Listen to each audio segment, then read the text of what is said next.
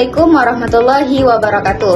Halo semuanya, perkenalkan nama saya Rania Hanan Naznin, mahasiswa Ilmu Administrasi Negara di Universitas Islam Negeri Araniri. Nah, kali ini Rania ingin menjelaskan tentang apa itu ilmu politik dan bagaimana sejarah perkembangan ilmu politik. Yuk simak penjelasannya. Politik merupakan ilmu yang mempelajari politik atau kepolitikan. Nah, politik itu sendiri adalah usaha untuk menggapai kehidupan yang lebih baik.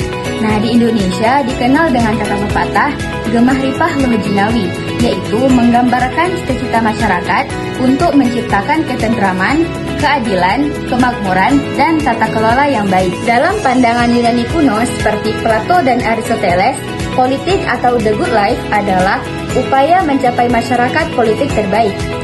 Politik di suatu negara berkaitan dengan kekuasaan, kebijakan publik, pengambilan keputusan, serta alokasi dan distribusi sumber daya.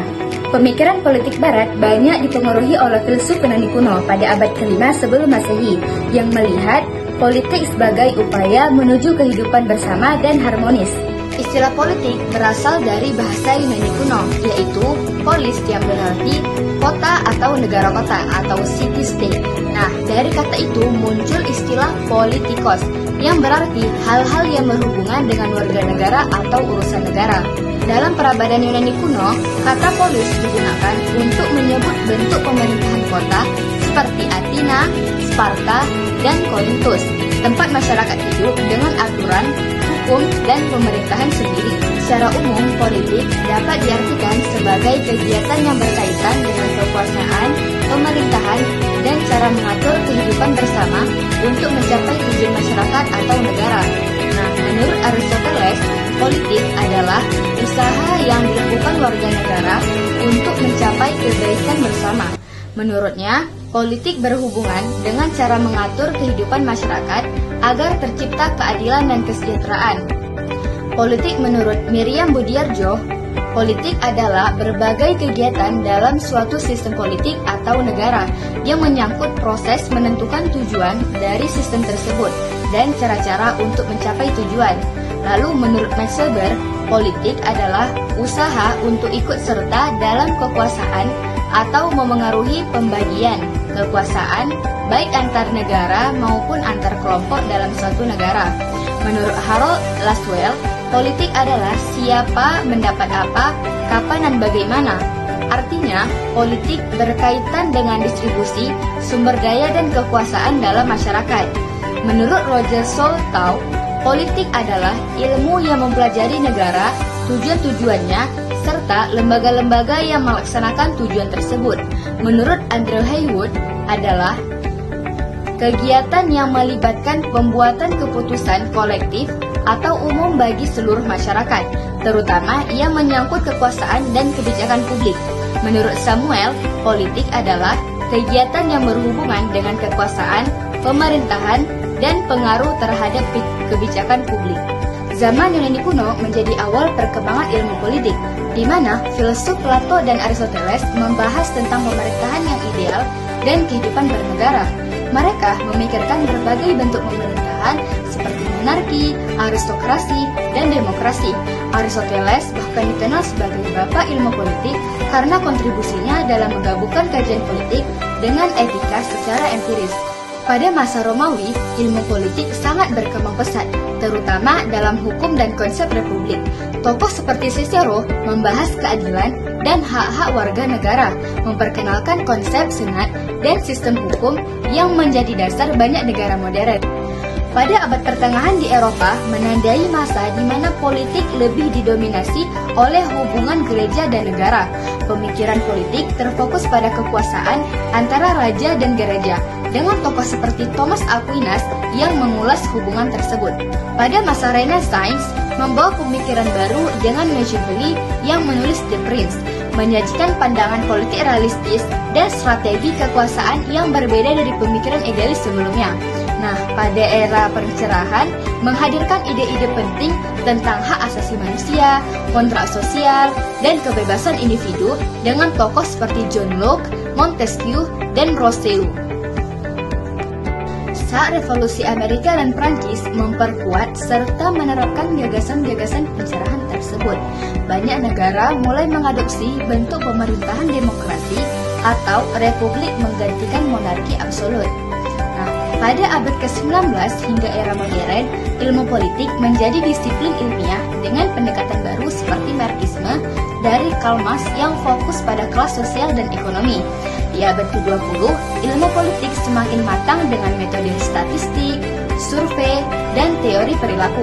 Pemilih serta hubungan internasional menjadi kajian penting dalam memahami pemerintahan dan kebijakan publik di dunia modern. Kesimpulan yang dapat kita ambil adalah fenomena dinasti politik yang hadir di Indonesia seringkali menjadi hal yang harus dihindari, mengingat banyak dampak negatif daripada positifnya yang dihasilkan dari dinasti politik, membuat kita perlu ikut serta dalam menyikapinya. Dinasti politik merupakan salah satu kemunduran atau ketidaksempurnaan dari demokrasi Indonesia. Hal ini dapat dilihat dari sering terjadinya praktek dinasti politik di daerah-daerah yang ada di Indonesia. Nah, salah satu terjadinya di Provinsi Jambi. Berdasarkan hasil temuan peneliti, politik dinasti merupakan sebuah tantangan besar demi terwujudnya demokrasi yang bermartabat. Ciri politik dinasti adalah terjadinya sebuah kekuasaan yang dipegang oleh satu kelompok tertentu. Oleh karenanya, hal ini bisa dikatakan sebagai musuh demokrasi. Nah, di dalamnya terdapat sebuah kekuatan koheren yang menjadi segala macam proses dalam pembentukan kebijakan.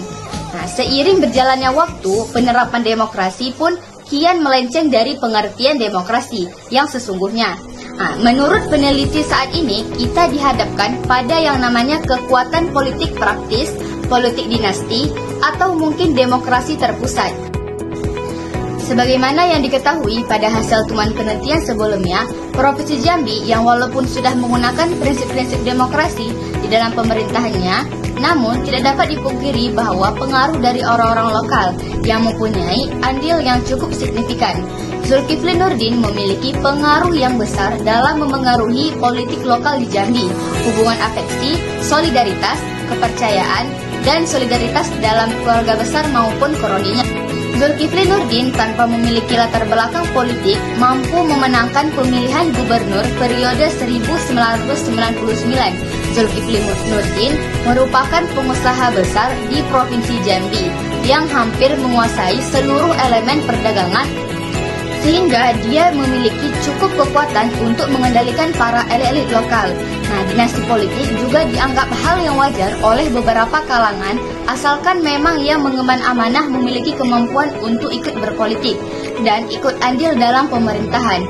Tidak ada pelarangan dalam undang-undang mengenai dinasti politik di suatu daerah jika seorang calon pemimpin dianggap layak dan mampu secara finansial. Nah, maka tidak ada salahnya ia mencalonkan diri. Kedekatan seorang calon pemimpin dengan penguasa sebelumnya dipastikan memberikan pengaruh yang signifikan terhadap kemenangannya saat pemilihan.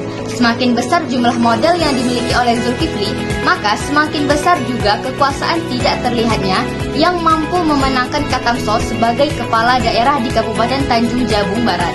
Nah, modal yang invisible melahirkan kekuasaan yang invisible, sebagaimana tujuan dari Zulkifli untuk terus memberikan pengaruh politiknya melalui orang-orang terpercaya. Pembedaan bentuk kekuasaan dilakukan dengan cara melakukan pembedaan terhadap modal, bentuk, karakter, ciri kekuasaan seperti dalam teori Power Cube yang digunakan sebagai alat analisis dalam penelitian ini. Nah, memperlihatkan penampakan lahiriah yang tidak sepenuhnya mewakili realitas kekuasaan.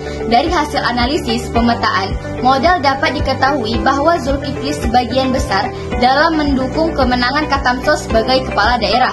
Dia menggunakan modal simbol, kultur, ideologi, prestige, finansial, dan agama yang digunakannya untuk mempengaruhi masyarakat Kabupaten Tanjung Jabung Barat.